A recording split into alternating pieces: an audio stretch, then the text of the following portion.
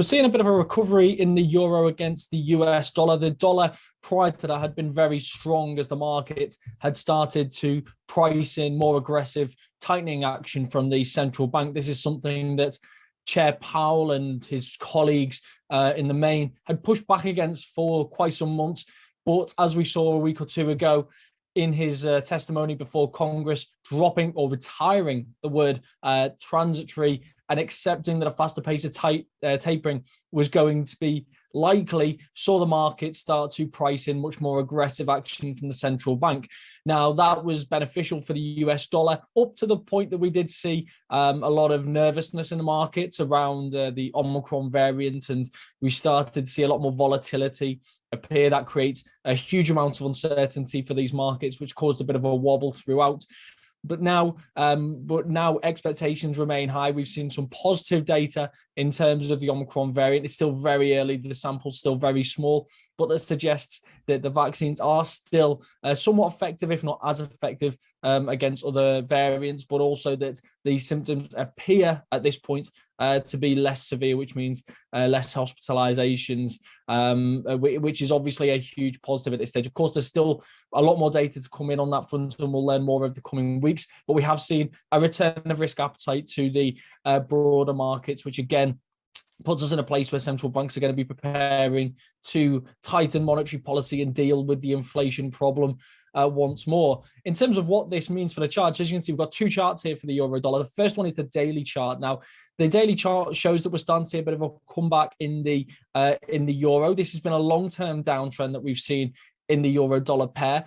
What's interesting here is in the last 24 hours, we did see a continuation of that move lower as the dollar started to rebound, but it fell just short of those previous lows before we start to see support appear once more. Now, the failure to make new lows is always a big red flag as far as this is concerned, potentially a sign of exhaustion in a downtrend. And the fact that this had accelerated late in the day in mid-November is potentially also a late exhaustion signal as well. So the fact that we failed to make a new low here is certainly a big red flag here after such a long-term downtrend. And you can see from the momentum indicators as well below, the MACD and the stochastic, as the pair was approaching those previous lows, there was nowhere near the momentum that we saw back in late November as well. So again, another red flag there. Not really a divergence because price didn't make a new low either, but momentum was very much lagging price action. Now, we've seen a bit of a pullback here in the currency pair over the last 24 hours,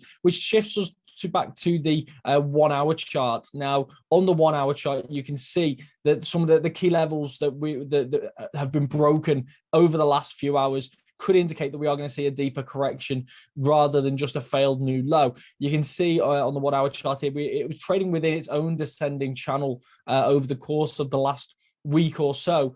The key test here was always going to be around 112.80 through 113. Here we had the top of that descending channel combined with a cluster of moving average bands there. That's 55.89 SMA band and the 200-233 SMA band in red. The fact that we've broken through them and back above 113, so above those previous highs, is a lot of resistance that we've just taken out in the last couple of hours, which could be really significant if we can close the day now above 113. So in the short term, it looks like we're seeing signs that we're going to see a deeper correction, at least in this pair, after such a long-term downtrend and after such an acceleration in the middle of last month.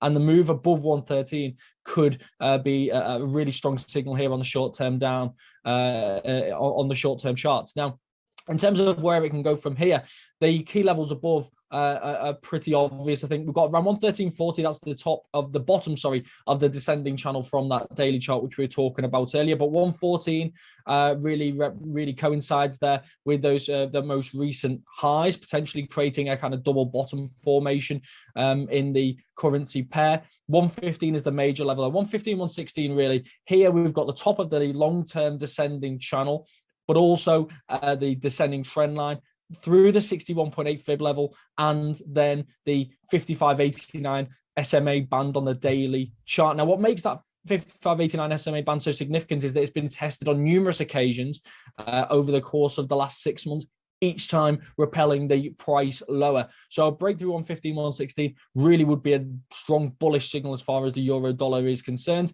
At this moment, there's no reason to think this is anything more than a short-term corrective move, but a move above 115.116, then things would start to look much more bullish over the medium term.